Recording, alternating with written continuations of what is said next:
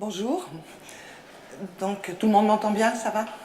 Alors je parle en français, je suis désolée, mon espagnol et mon anglais ne sont pas assez bons pour l'exprimer dans cette langue-là. La santé des musiciens va dépendre énormément d'une concertation entre tous les acteurs. Vous êtes concerné, responsable d'orchestre, parce que la santé va se décliner sur 3 plans. Vous allez décliner la santé sur le plan économique, parce que les problèmes de santé des musiciens ont un coût immédiat, avec des arrêts de travail, avec donc un coût économique immédiat. Vous avez un rôle aussi sur un système qui est sociétal, social, on en a parlé tout à l'heure et quelqu'un nous a fait une brillante démonstration là-dessus. Donc la personne doit être respectée dans ses conditions de travail. Et puis il y a aussi une action importante, c'est sur la qualité musicale et finalement le côté artistique qui va être important. Donc s'occuper de la santé des musiciens, c'est juste quelque chose qui doit être une multitude d'acteurs. Et c'est pour ça que je remercie beaucoup ces journées où vous êtes tous là et où nous pouvons nous parler de toutes ces choses qui nous concernent tous. Alors moi je suis kinésithérapeute et je travaille depuis 16 ans quasiment exclusivement avec les musiciens. J'ai commencé à les soigner dans mon cabinet et puis très vite je me suis aperçue qu'il fallait absolument aller sur le terrain. Sur le terrain de quoi? Sur le terrain de la formation, sur le terrain de la prévention. Alors j'ai maintenant une expérience je suis venue ici parce que j'ai une expérience dans des orchestres dont je vais vous parler. Et donc notamment ça fait maintenant quelques années que je travaille au sein d'orchestres. Je travaille de façon différente suivant ce qu'on me demande. Donc soit je travaille notamment en association avec l'Association française des orchestres, Philippe Fanjas qui n'a pas pu venir aujourd'hui et qui le regrette. Donc on travaille en collaboration et je le représente quelque part. Donc lui propose des journées pour les orchestres, une journée de formation, d'information.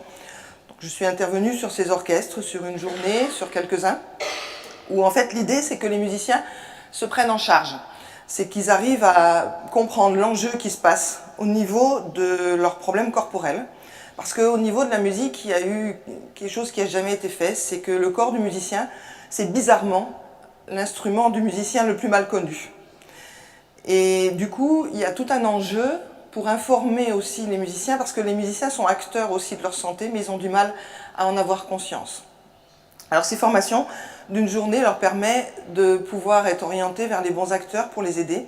Et le problème qu'on rencontre par contre, c'est qu'on leur demande de se responsabiliser, mais il y a un réel problème sur le terrain, c'est-à-dire que les gens formés pour les aider sont très peu nombreux. Alors moi j'ai la chance aussi de travailler depuis 6 ans maintenant avec l'Orchestre national de Lyon et l'Orchestre de l'Opéra de Lyon. Donc je travaille avec ces orchestres au niveau de 20 jours par an avec l'Orchestre national de Lyon et 15 jours par an avec l'Orchestre de l'Opéra de Lyon, donc depuis à peu près 6 ans pour l'ensemble des orchestres. Et au sein de ces orchestres, cette expérience a été, je trouve, merveilleuse pour moi, parce que moi je peux en témoigner, mais de ce que je reçois aussi des musiciens. Alors, si ça fait, au départ on était parti sur 1 an, et si ça fait 6 ans que j'interviens, je ne me leurre pas, c'est parce que déjà il y a eu une diminution assez importante des arrêts de travail. Donc le coût économique est largement, je vais dire de ce que je coûte à aller dans ces orchestres, est très largement compensé, très largement par les arrêts de travail. Et puis il y a autre chose dont on ne pense pas, à laquelle on ne pense pas, pardon, quelque chose qui est que le travail sur le corps, ça fait tout à la fois. Éventuellement, s'il y a un problème, on peut le résoudre. Plus on attend pour résoudre un problème, plus il va durer longtemps. Plus il risque même d'être pérenne. Je pense notamment à tous les problèmes de tendinite qui font tellement peur aux musiciens, alors que si elles sont prises tôt, ce n'est pas plus qu'une grippe ou un rhume. Je pense aux problèmes de dystonie de fonction qui sont souvent catastrophiques pour une carrière et que donc si elles sont prises suffisamment tôt et même en amont, en prévention, ça fait quand même peur de voir à quel point il y a une augmentation de ces pathologies, mais qui sont aussi liées, et certains des intervenants en ont parlé, au manque de formation, au manque de respect au niveau social, à la peur, comme on vient de l'entendre. Et donc ce qui est important, ça va être de former ces musiciens. Et ce qui est génial, c'est que quand on les fait travailler sur le corps, il y a une dimension que moi j'ai découverte depuis 15 ans et que je développe tout le temps, c'est l'amélioration immédiate du son. C'est-à-dire que quand on améliore, on parle beaucoup de posture, moi je parle plus de gestes. Mon livre s'appelle Gestes et postures du musicien. J'insiste sur le fait que c'est le geste qui est important et que la posture est un moyen d'arriver à un geste meilleur. Mais cette amélioration du geste musical, il a une influence sur le son absolument immédiate. Quand j'entends un instrumentiste de l'Orchestre national de Lyon qui est au très haut niveau et qui en 20-30 secondes change son son et quasiment regarde son instrument en disant « mais mon instrument est capable de faire ça », quand on est à ce niveau-là, c'est juste un moteur tellement puissant de leur intérêt à s'occuper de leur corps. Et c'est ce levier-là que j'essaie d'utiliser. Alors j'ai un partenariat depuis 6 ans avec eux. Au début, j'ai commencé, on a fait une conférence d'information. C'était assez difficile, ils avaient du mal à écouter, la conférence était obligatoire, il y en avait qui n'avaient pas envie d'être là, ils ne comprenaient pas ce qu'ils y faisaient. Et puis petit à petit, donc après, c'était organisé pour qu'on fasse des ateliers. Donc il y avait des ateliers d'une dizaine de personnes pendant 3 heures. Et puis je me suis heurtée à des problèmes, c'était que entre eux, ils n'avaient pas envie de parler de leurs problèmes. Et j'ai eu beaucoup de mal à convaincre la direction que si je voulais vraiment obtenir quelque chose avec eux, il fallait que je les voie en individuel. Pas que je les voie en individuel en tant que kinésithérapeute. Oui, on peut soigner quelque chose rapidement, oui, mais ce n'est pas le but. C'est en tant qu'individuel pour qu'ils puissent oser m'exprimer leurs problèmes et mental et de stress. J'ai quand même mis 4 ans avant qu'un musicien que je vois en individuel accepte de venir me voir pour me parler de son trac. Ça donne toute une dimension à la notion intérieure, comment ressent le musicien. Le trac, pour lui, c'est une plaie, c'est quelque chose, s'il a le trac, c'est qu'il n'est pas bon, c'est qu'il est médiocre, comme disait tout à l'heure quelqu'un. Ben non, il faut lui apprendre que le trac, il est juste inhérent et il fait partie des choses. Et ce témoignage de ces musiciens avec qui je travaille, moi, c'est vraiment une passion pour ça, parce qu'on se rend compte que quand on travaille avec eux, ils améliorent leur son, ils améliorent leur plaisir, le plaisir musical. Travailler sur le corps, c'est améliorer le plaisir. C'est améliorer le plaisir de la vibration. Je reverrai toujours ce violoncelliste à qui j'ai parlé de comment se diffusait la vibration dans son corps pendant qu'il jouait. Un monsieur d'une 40aine d'années, à un niveau extraordinaire, qui me dit « on ne m'a jamais parlé de ça ». Je lui explique que quand il avait un blocage musculaire, par exemple au niveau de l'épaule, la transmission de la vibration qui passe par les os, juste là, elle s'arrêtait, donc il n'avait pas cette vibration qui se continuait. Et son plaisir musical, il ne pouvait pas passer puisqu'il n'y avait pas de vibration. Et il me dit, mais juste personne ne m'a parlé de ça. Et comme il enseigne dans une des plus grandes écoles de France, puisqu'il enseigne au Conservatoire supérieur de Lyon, il me dit, j'avais un élève avec qui j'ai eu un problème, j'arrivais plus, il n'arrivait plus à avancer. Et finalement, je lui ai fait utiliser ce que tu m'as fait faire.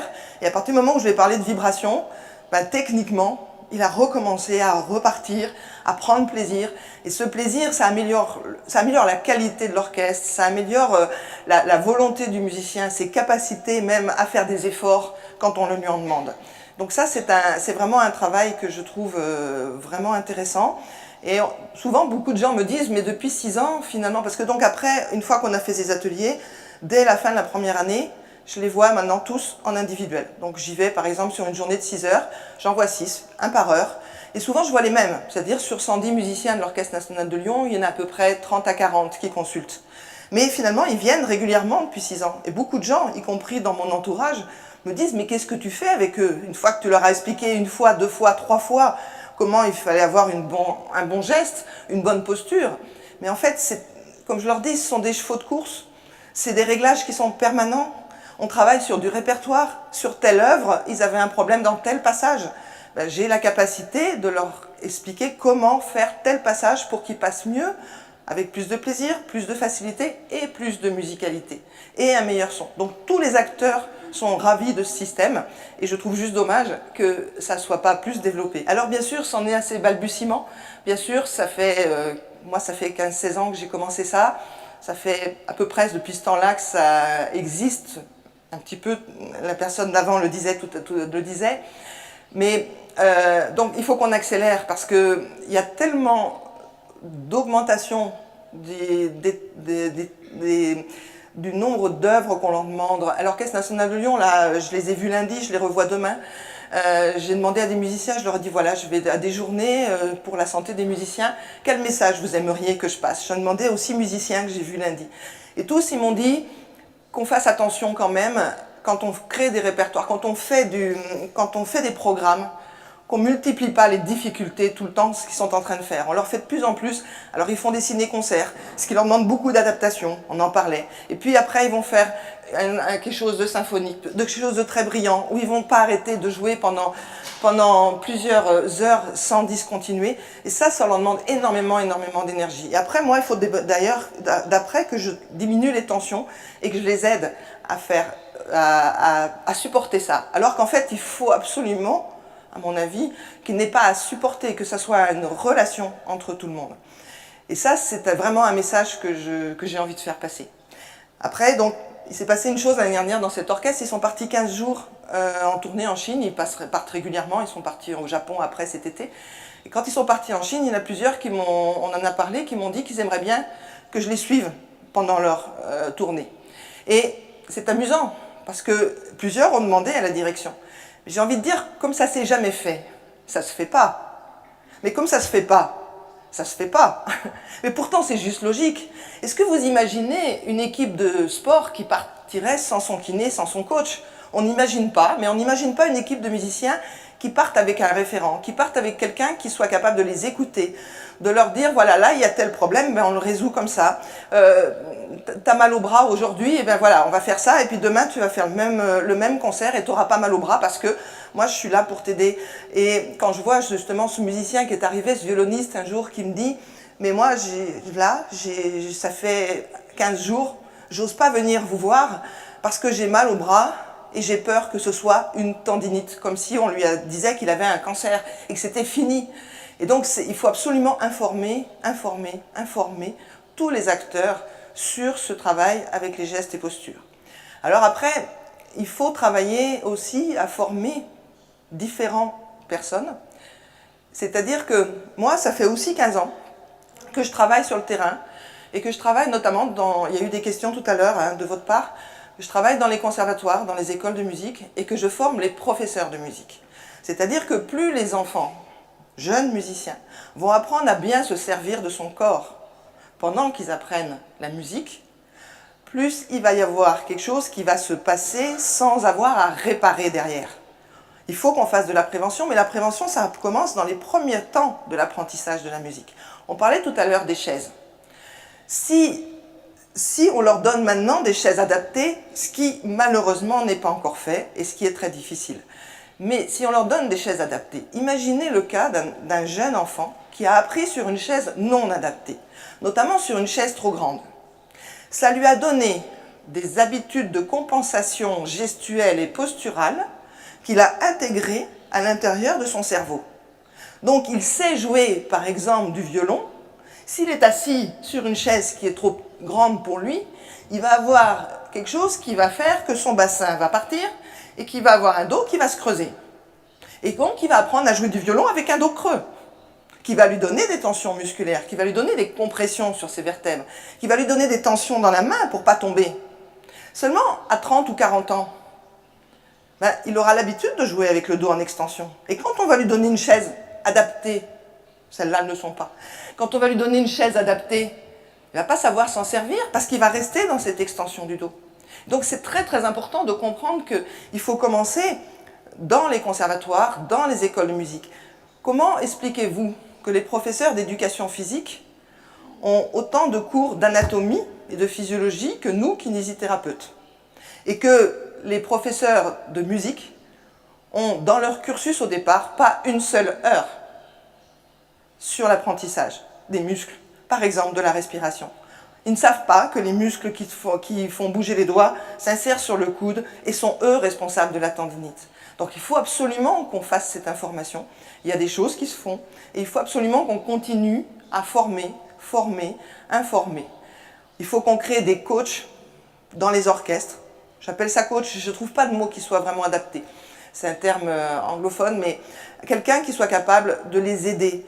Pas forcément de les guérir pas un kiné, parce que quand on pense à un kiné dans un orchestre, on pense toujours quelqu'un qui va venir faire quelques massages quand on aura mal au cou.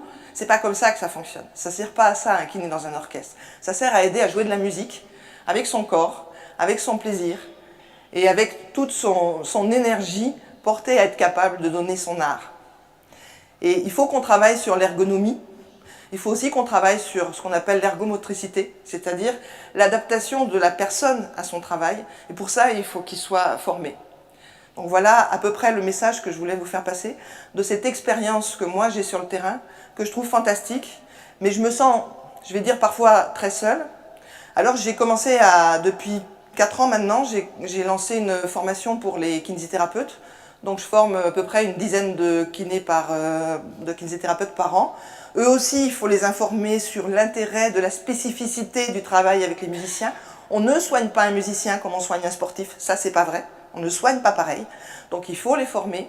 Donc je suis en train de faire un réseau de kinés pour musiciens, pour qu'il y ait des gens référents dans les villes de France et dans les villes d'ailleurs. Je suis venue 3 ans de suite former des kinés en Espagne, à Barcelone, avec un institut de physiologie de Barcelone qui me faisait venir. Avec la crise, les kinés n'arrivaient pas à avoir l'argent pour se former, donc je ne viens plus depuis 2-3 ans.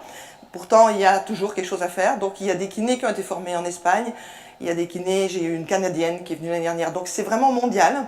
Et donc il y a un réseau que j'ai mis sur mon site avec des noms de gens qui sont formés et qui sont dans les villes pour que les gens ne soient pas obligés de faire parfois 1000 km pour aller chercher un thérapeute capable de les soigner et de les aider. Et pour aussi qu'il y ait ce message d'éducation pour faire de la prévention.